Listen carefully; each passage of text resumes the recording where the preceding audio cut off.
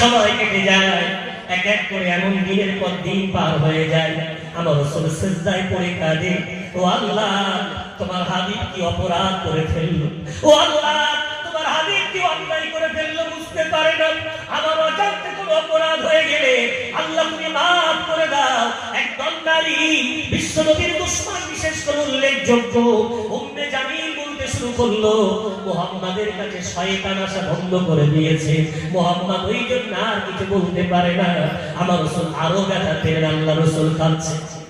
আল্লাহ পাক রব্বুল আলামিন বিশ্বনবীকে পরীক্ষা নেওয়ার পরে ওই 15 পারার 15 পৃষ্ঠা সূরা কাহফ আয়াত নাযিল করে বললেন, মুহাম্মদ খবরদার তোমাকে মানা করে দিলাম, ওয়ালা তাকুলান্না লিশাইইন ইন্নী ফাইলুন যালিকা গাদা ইল্লা আইয়াশা আল্লাহ।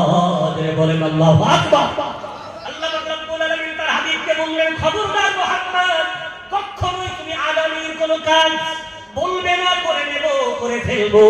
মুহাম্মদ আগামীর কোনো কাজ, ভবিষ্যতের কোনো কাজ, ফিউচারের কোনো কাজ করতে গেলে তুমি বলবে ইনশাআল্লাহ, আল্লাহ যদি চায় তবেই করে নেব, আল্লাহ যদি চায় তবেই করতে পারবো, ইনশাআল্লাহ না বলে মুহাম্মদ তুমি কোনোদিন ভবিষ্যতের কোনো কাজের কথা করবো বলবে না।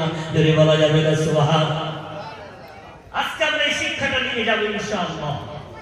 আমরা ভবিষ্যতের কোনো কাজ যখনই করতে চাইবো, ব্যবসা করতে চাইছি, কোথাও যেতে চাইছি, কোনো প্ল্যান করছি, তো বলবো কি ইনশাআল্লাহ। কি বলবো?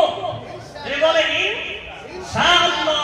ইন মানে যদি, সা মানে চান, আল্লাহ মানে আল্লাহ। আল্লাহ যদি চান তবেই পারবো, অন্যথায় পারবো না। বিশ্বনবীকে আমার আল্লাহ শিক্ষা দেওয়ার পরে 3টি প্রশ্নের উত্তর দিলেন। রূহ কাকে বলে, আসহাবে কাহাফ কাকে বলে, এবং যুলকারনাইন। এ ব্যাপারে আল্লাহ পাক রব্বুল আলামিন বিশ্বনবীকে সুন্দর করে 3টি আয়াত নাযিল করে তথ্য দিলেন।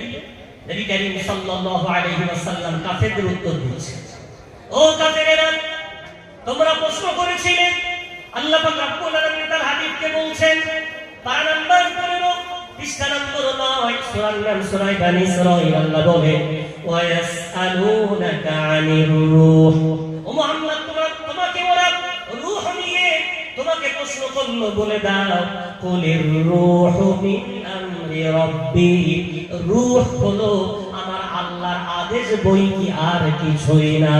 যদি বলা যাবে ভাই, আমাদের যদি কেউ বলে তুমি জীবিত না মৃত, আমাদের উত্তর দেওয়ার ক্ষমতা